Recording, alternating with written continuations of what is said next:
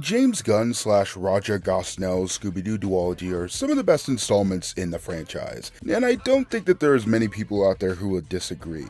It's right up there with a pup named Scooby-Doo, and Shaggy and Scooby get a clue for me. I don't make the rules. And after rewatching the first movie, I had to revisit the sequel, Monsters Unleashed, which is 10 times cooler than the first. Again, I don't make the rules. Between the set design, return of classic monsters, a legitimately interesting mystery, as well as a top-notch soundtrack with Flagpole Seta and Puffy Ami Yumi on it. Damn. But of course, after it was all said and done, I got to the post-credit scene where Scooby is seen playing a GBA tie-in game and gives a code to the audience as an Easter egg. A very weird reverse of the movie advertising the game for a change. When I watched this movie on VHS a million times growing up, I straight up have the fucking trailers before the movie for The Polar Express and The Prisoner of Azkaban fucking seared into my mind. Whenever I got to the end, I'd always wondered what this game was like.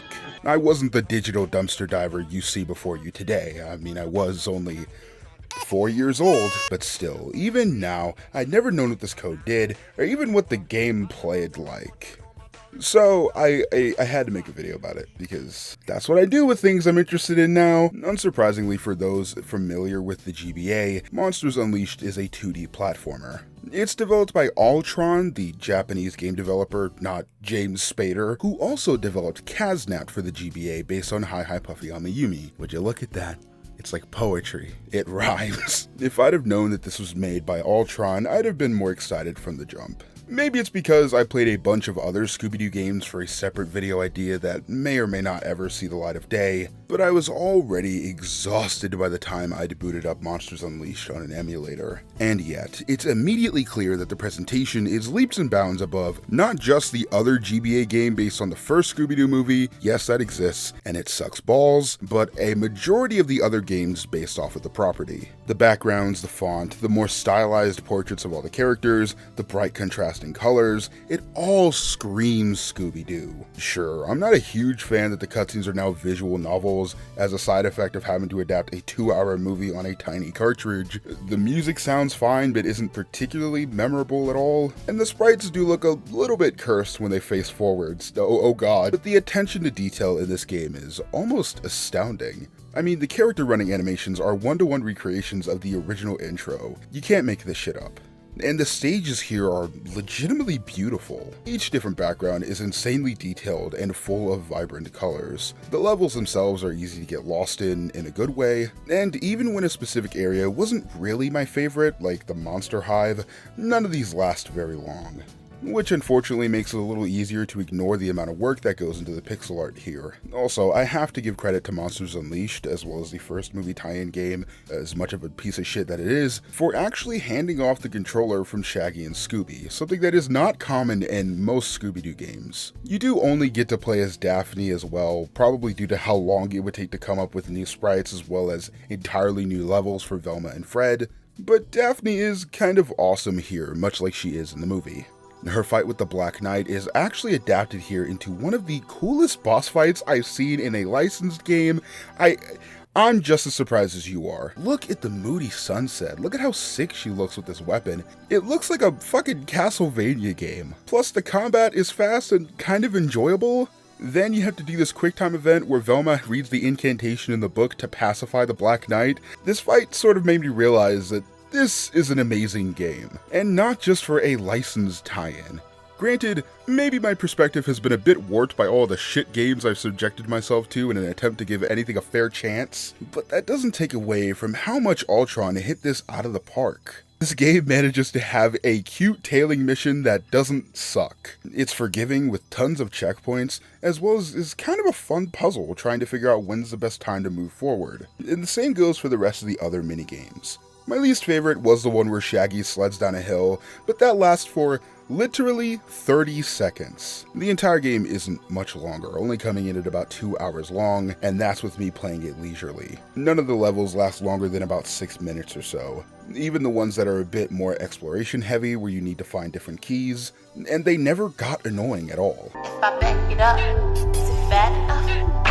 when I throw it back, is it fast enough? The final stretch before the final boss is a bit much with how many enemies it throws at you, and the second to last boss is a bit more annoying than it should have been. But thankfully, not only is there unlimited continues, but there's a password system. Passwords were once used as a save system on all gaming platforms, but once cartridge saves and memory cards became the norm, the only ones left doing this were handhelds in the early 2000s. They're a randomly generated string of characters to get you right back to where you were, and in Monsters Unleashed, you're given a password before each and every mission, which is awesome. But here's where that password from the movie comes in, because it's a little bit different. You see, once you beat the final boss, the still unnamed masked villain, once Scott from NerdSync pointed out that he doesn't have a name and it's been bothering me ever since, why the fuck wouldn't you name your main villain? You're asked to input the 3-letter code from the post-credit scene. If you don't, then you get this oddly ominous bad ending where the masked villain is still stopped, but nobody reveals who it is. It's oddly eerie in a way you really don't expect from a franchise like this, but there's a reason. This additional code and weird bad ending is to prevent the mystery from being spoiled. Yeah, it's pretty easy to forget that this is based on a movie. If you saw Monsters Unleashed, then you already know both the code as well as who's behind everything. But while this is kind of a genius idea that wasn't reused for other licensed games to prevent spoiling their source material, this is sort of superfluous since the game never included Jacoby in any of the previous scenes. He just kinda pops out of nowhere. To most, this answer to what the code does is a little bit underwhelming. But if you're not new here, you know I love weird little outdated methods like this. It is a smart way to prevent spoiling your $25+ million movie, holy shit, while still giving kids a reason to watch the movie even after seeing most of the set pieces in 2D GBA form.